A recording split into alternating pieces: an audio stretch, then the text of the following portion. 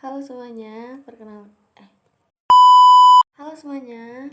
Jadi di sini aku bakal ngasih tahu ke kalian apa aja sih prospek kerja dari lulusan program studi teknologi pangan. Mungkin di sini udah pada gak asing ya sama prodi teknologi pangan itu kayak gimana. Tapi aku dulu mikirnya kalau di teknologi pangan kita bakal banyak praktek masak-masak atau bikin makanan yang menarik kayak tata boga gitu. Tapi ternyata enggak ya guys, kalau di teknologi pangan itu kita mempelajari tentang ilmu dasar dan prinsip cara mengelola bahan pangan dari sejak dipanen hingga siap dikonsumsi. Jadi nanti kita bakal mempelajari bagaimana cara pembuatan makanan yang baik dan benar itu kayak gimana. Nah, jadi lulusan dari teknologi pangan itu nggak selalu terjun di industri pangan gitu, nggak selalu kerja di perusahaan makanan, tapi emang kita bisa bekerja jadi ahli pangan, karena kan di Indonesia itu industri pangan semakin berkembang gitu, jadi profesi ini sangat dibutuhkan. Terus ada juga kita bisa jadi quality control. Biasanya quality control itu menjadi karir awal bagi lulusan teknologi pangan yang berfokus pada penjaminan mutu produk. Terus ada juga quality assurance. Itu tuh tugas sama tanggung jawabnya beda sama quality control yang tadi. Kalau quality assurance itu melakukan tes dan pengembangan sistem produksi untuk meminimalkan kecacatan produk. Terus kita juga bisa kerja jadi manajer pengadaan atau pembelian. Itu tuh untuk kayak membeli bahan baku makanan atau kemasan, alat dan mesin produksi. Terus kita juga bisa kerja di bagian research and development.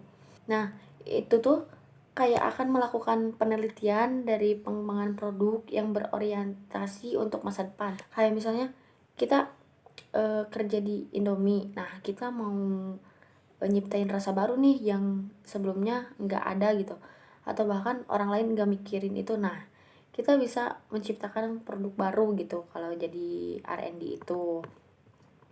Terus kita juga bisa jadi konsultan pangan dan gizi, karena kan dibekali pengetahuan mengenai makanan sehat gitu beserta analisis kandungan suatu makanan. Bisa juga jadi food market research.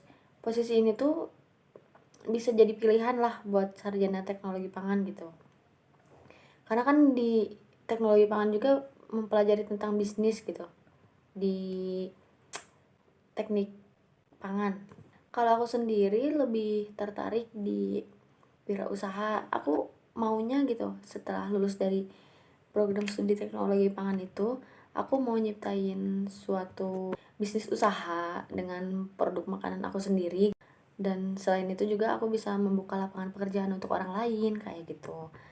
Soalnya kan di teknologi pangan itu dibekali juga ya ilmu kayak manajemen industri itu kayak gimana, atau kita kalau mau bikin perusahaan yang baik dan benar itu kayak gimana. Nah, aku nanti setelah lulus tuh pengen kayak gitu, pengen terjun di bisnis, di wirausaha gitu, menciptakan pekerjaan yang aku buat sendiri gitu, kayak gitulah pokoknya ya. Nah, selain bekerja di bidang pangan kayak gitu, lulusan dari teknologi pangan juga bisa jadi PNS sih, karena kan kita nanti dibekali juga wawasan luas gitu, pemahaman teknologi, kemampuan riset, analisa. Jadi PNS juga bisa jadi profesi yang selalu terbuka gitu dari instansi pemerintah untuk jurusan teknologi pangan. Dan yang terakhir, lulusan dari teknologi pangan juga bisa jadi tenaga pengajar, tetapi biasanya harus lanjut S2 dulu atau S3 gitu untuk jadi dosen gitu.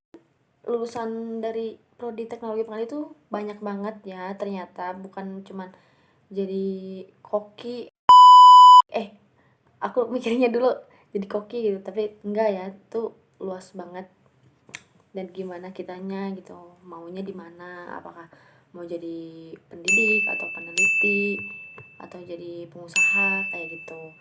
Jadi buat yang bingung nih, sekarang lulus SMA atau lulus SMK mau kuliah apa gitu, mau ngambil program studi apa, itu bisa ngambil jurusan atau program studi teknologi pangan. Apalagi yang anak IPA nih. Ya mungkin hanya itu aja ya yang bisa aku kasih tahu ke kalian. Selebihnya aku minta maaf kalau aku ada salah-salah kata gitu. Atau ada yang kurang atau ada yang lebih tahu dari aku, mungkin bisa kasih tahu ya gitu. Makasih semuanya udah denger aku. See you. Terima kasih. Bye bye.